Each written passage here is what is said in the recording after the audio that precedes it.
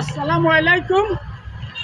এই পৃথিবীতে হোক আর এই বাংলাদেশে হোক, মেলাগুলো রাষ্ট্রীয় সম্পদ আছে। এই সম্পদের মধ্যে হচ্ছে এই রেলগাড়ি, ট্রেন লাইন।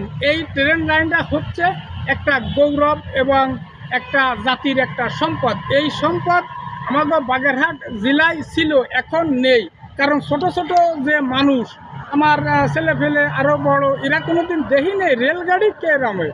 আমরা দেখেছি ছোটোকালে ছিল, কিন্তু এই যে সম্পদটা এই নিজেকে দোষে এই ট্রেনটা গেইছে। তাই বলি যাগো আছে তারা এই সমস্ত সম্পদ যে কেউ রাখার চেষ্টা করবেন, কারণ এই সমস্ত সম্পদ হচ্ছে খুব ভালো জিনিস, রক্ষণাবেক্ষণ করার দায়িত্ব জনগণের। তাই যদি এই সম্পদ চলে যায় তাহলে ছোট মানুষের কাছে জবাবদিহি করতে, ট্রেন কেমন, ট্রেনে উঠলি কেমন লাগে, যাই লাগে নাই, এটা কত বড়, কত মানুষ এতে যাতায়াত করে, এই যে ধরনের প্রশ্নগুলো করে ছোট মানুষ যারা যারা দেখি নেই। তাই বলি যাগো সম্পদ আছে এই সমস্ত সম্পদ, তা নিজেকেও গেলাম কিছু দায়িত্ব থাকে, এই দায়িত্বগুলো নিজেরা পালন করলে ভালো হয়।